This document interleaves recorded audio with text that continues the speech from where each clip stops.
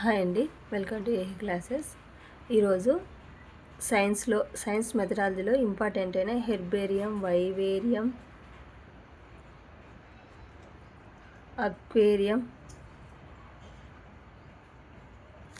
Terrarium,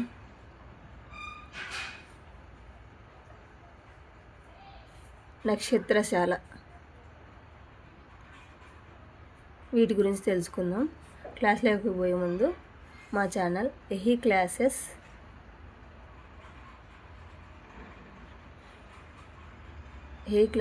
subscribe చేసుకోండి, like చేయండి, share చేయండి. నేను మెథడాలజీ సంబంధించినవన్నీ ఒక ప్లేలిస్ట్ తయారు చేశానండి.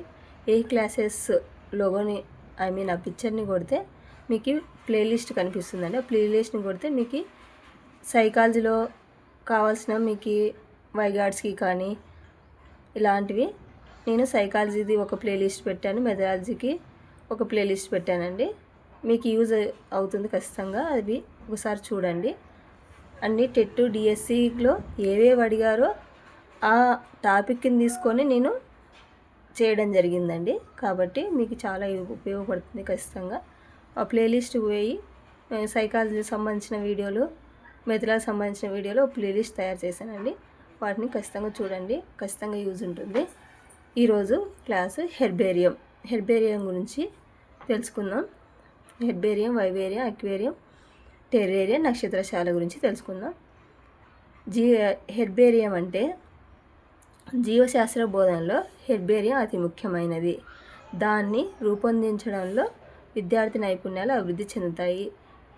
ఎగ్జామ్ పాయింట్ ఆఫ్ వ్యూలో ఇది కాదండి. మనకి హెర్బేరియం అంటే ఏమంటే ఎండబెట్టి భద్రపరిచిన మొక్కల ఆల్బమ్ను హెర్బేరియం అనవచ్చు. ఇది ఇంపార్టెంట్ అండి. మనకి ఎగ్జామ్ పాయింట్ ఆఫ్ వ్యూలో కావాలి కాబట్టి మనం ఎగ్జామ్ పాయింట్ ఆఫ్ వ్యూలోనే మాట్లాడుకుందాం. హెర్బేరియం అంటే ఏమి అని అడిగిన సందర్భాలు కూడా ఉన్నాయి కాబట్టి, అడిగిన సందర్భాలని ప్రతి వీడియోలో అంటున్నాను అనుకోవద్దండి. అడిగారు కాబట్టి చెప్తున్నాను. ఎండబెట్టి భద్రపరిచిన మొక్కల ఆల్బమ్ను హెర్బేరియం అనవచ్చు. ఇది హెర్బేరియం అంటే. హెర్బేరియం గురించి ఎక్కువ డెఫినేషన్ అడుగుతారండి. హెర్బేరియం గురించి, వైవేరియం గురించి, అక్వేరియం గురించి అవి చూసుకోండి. నెక్స్ట్ హెర్బేరియం ఏమన్నా మనం ఎండబెట్టి భద్రపరిచిన మొక్కల ఆల్బమ్ని హెర్బేరియం అంటామన్నారు కదా. ఇవి చెడిపోకుండా ఉండటానికి ఏమేమి వేస్తారు అనేది కానీ ఇంపార్టెంట్ అండి. దాని గురించి చూద్దాము. ఎండబెట్టిన మొక్కలను హెర్బేరియం సీటుకు అతికించడానికి గ్లూ లేదా షెల్లో టేప్ వాడాలి. మొక్కల నమూనాలు బూజు పట్టకుండా ఉండటానికి ఇది ఇంపార్టెంట్ అండి. బూజు పట్టకుండా ఉండడానికి 1/2 గ్రామ్ మెర్క్యూరియం క్లోరైడ్ ఇంపార్టెంట్ అండి. 100 మిల్లీలీటర్ల మిథైల్ ఆల్కహాల్తో కలిపిన ద్రావణాన్ని నమూనాలపైన బ్రష్తో పూయాలి. చూడండి, బూజు మనం ఎండబెట్టినది మనము అతికిస్తున్నాం కాబట్టి అది బూజు పట్టకుండా ఉండడానికి ఏం చేయాలి? 1/2 గ్రామ్ మెర్క్యూరియం క్లోరైడ్, 100 మిల్లీలీటర్ మిథైల్ ఆల్కహాల్తో కలిపిన ద్రావణాన్ని నమూనాపై బ్రష్తో పూసినామనుకోండి, అది చెడిపోకుండా ఉంటుంది. నెక్స్ట్ పిక్చర్ అండి, హెర్బేరియంకి సంబంధించిన పిక్చరు. ఇది మెథడాలజీ బుక్లో ఉన్నది. నెక్స్ట్ వైవేరియం అండి.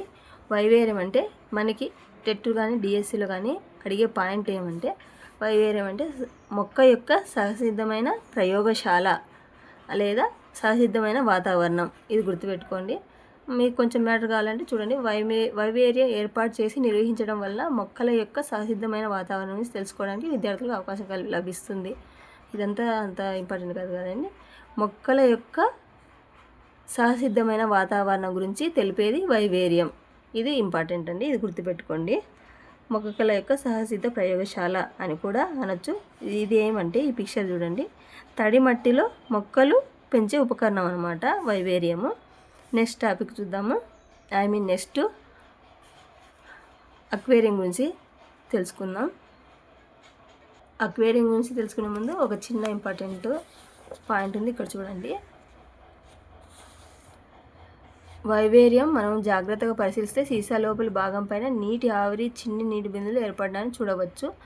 అంటే వైవేరియం, ఇది ఇంపార్టెంట్ అండి. అంటే వైవేరియం ఒక సహసిద్ధమైన ఆవరణ వ్యవస్థగా పనిచేయడాన్ని గమనించవచ్చు. మనం అప్పుడు చెప్పినాం సహసిద్ధమైన ప్రయోగశాల అని చెప్పినాం కదా. ఇది మొక్కల నుండి ఆ బాష్పోత్సేకం అనే ప్రక్రియని చూడవచ్చు. వైవేరియంలో ఇది భూమిపై జలచక్రం ద్వారా వర్షం పడటాన్ని పోలి ఉంటుంది. ఇది పాయింట్ అడగవచ్చు, అందుకని ఒకసారి అండర్లైన్ చేద్దాం, చూసుకోండి. నెక్స్ట్ అక్వేరియం అండి. అక్వేరియం గురించి చూద్దాము. నీటి మొక్కలను జలచరాలను పెంచడానికి వాడే గాజు తొట్టిని అక్వేరియం అనవచ్చు. అక్వేరియం అంటే నీటి మొక్కలను జలచరాలను పెంచడానికి వాడే గాజు తొట్టిని అక్వేరియం అనవచ్చు. ఈ అక్వేరియం ద్వారా మనము శాకాహారుల ఆహారం కోసం మొక్కలపై ఆధారపడతాయి. మొక్కల యొక్క కిరణజన్య సంయోగ క్రియ ద్వారా కార్బన్ డైఆక్సైడ్ స్వీకరించి ఆక్సిజన్ ఎలా వదులుతాయి అనే టాపిక్ని మనం అక్వేరియం ద్వారా మనము పిల్లలకి ఎక్స్ప్లెయిన్ చేయొచ్చండి. నెక్స్ట్ టెర్రేరియం అండి. ఇది చాలా చాలా చాలా ఇంపార్టెంట్. ఎందుకంటానంటే దీని గురించి చాలాసార్లు ప్రశ్నలు అడిగారు కాబట్టి. టెర్రేరియం భూచర కల్పిత స్థావరాన్ని టెర్రేరియం అంటారు. దీని మీదే వీటిలో అడిగిన సందర్భాలు ఉన్నాయి.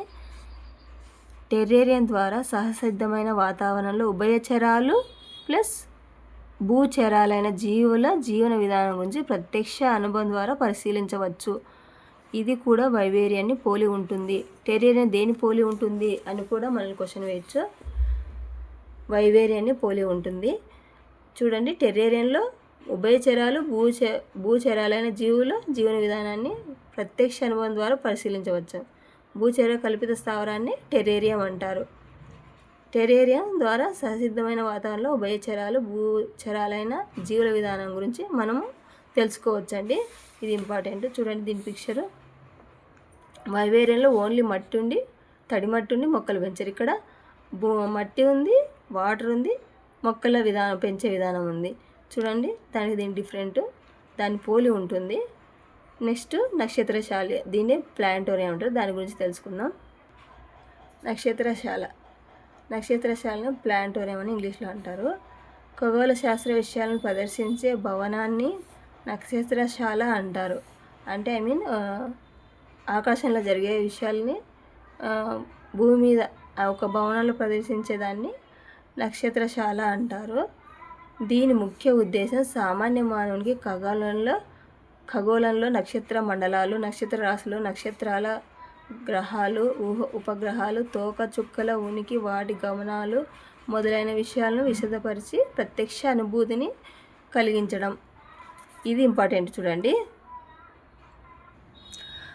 ప్రాచీన నక్షత్రశాల నమూనాను ఒర్రేరి అనేవారు. ఇది ఇంపార్టెంట్. చూడండి, ప్రాచీన నక్షత్రశాల నమూనాను ఏమనేవారంటే ఒర్రేరి. ఇది ఇంపార్టెంట్. ఒర్రేరి అనేది ఒక యాంత్రిక నమూనా. ఒర్రేరి అనగా అని కూడా అడగవచ్చు, యాంత్రిక నమూనా. చూడండి, నక్షత్రశాల ఇలా ఉంటుందండి. పిక్చర్ ఇచ్చారు మనకి ఇక్కడ. చూడండి, ఈ విధంగా ఉంటుంది. దీన్ని మనం ఖగోళంలో జరిగే విషయాలన్నీ ఒక రూపకల్పన చేసేదాన్ని నక్షత్రశాల అంటారు. ఈ వీడియో నచ్చితే లైక్ చేయండి, షేర్ చేయండి, సబ్స్క్రైబ్ చేసుకోండి. మరిన్ని వీడియోస్ కోసం బెల్ ఐకాన్ క్లిక్ చేయండి. Thank you.